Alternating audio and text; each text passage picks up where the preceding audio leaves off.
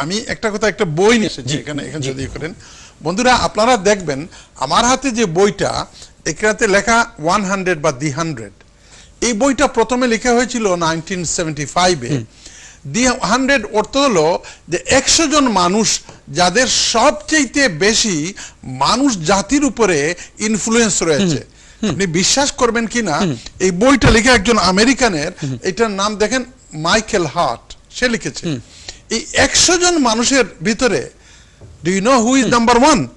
Number 1 হলেন মুহাম্মদুর রাসূলুল্লাহ সাল্লাল্লাহু আলাইহি সাল্লাম। ও তারা খ্রিস্টান, সে মুসলমান না, হয়তো এথিস্ট হতে পারে। উনি বলতেছে যে প্রফেট মুহাম্মদ সাল্লাল্লাহু আলাইহি সাল্লাম has the most influence in the entire human being.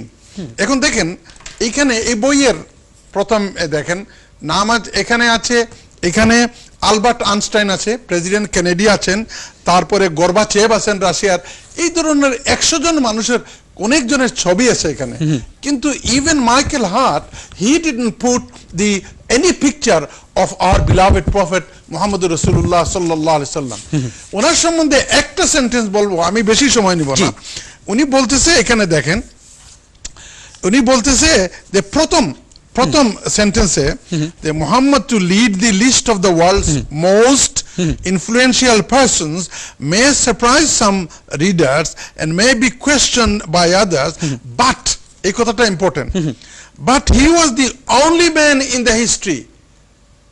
He was the only man in the history who was supremely successful on both the religious and secular levels.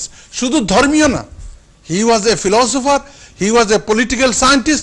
In every way Muhammad sallallahu alaihi wasallam was shown respect by Michael Hart, যেন আল্লাহ নবীর সবচেয়ে বেশি influence হলো মানুষ জাতির উপরে। এখন আমাদের যে প্রিয় প্রেসিডেন্ট, টার্কির প্রেসিডেন্ট যে এরদোগান সাহেব বলেছেন যে Macron need some mental health treatment, এটা উনি ঠিক বলেছে। কারণ একজন পলিটিশিয়ান হয়ে, একজন রাজনীতিবিদ হয়ে এক সম্প্রদায়ের মানুষকে, সারা দুনিয়ার 1/4 of the population of the world has been insulted, এটা বন্ধুরা হতে পারে না। আমার কথা প্রায় শেষ।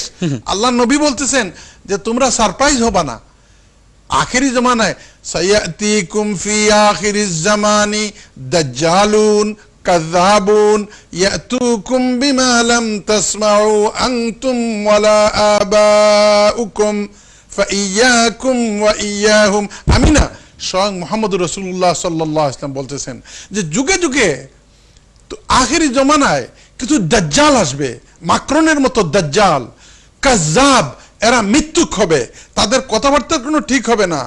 তখন যদি এরা আসে কি নিয়ে, এমন কথা নিয়ে আসবে, ইয়াতিকুম বিমা লাম তাসমাউ আনতুম ওয়ালা আবাউকুম, তোমাদের বাপদাদারাও যা শুনে নাই, এই সমস্ত কথাবার্তা এই রাষ্ট্রনায়করা বলবে। যদি এরকম বলে তাহলে কি করবা? একজন বন্ধু বলেছে, কলার বলেছে যে আমরা ফাইট করব। নো, আল্লাহ নবী বলতেছেন ফাইয়াকুম ওয়া ইয়াহুম, তোমরা ওদের থেকে দূরে থাকো, ওদের সবকিছু বয়কট করো এবং তোমাদেরকে ওদের কাছ থেকে হিফাজত করো। আমরা তাই করব বন্ধুরা।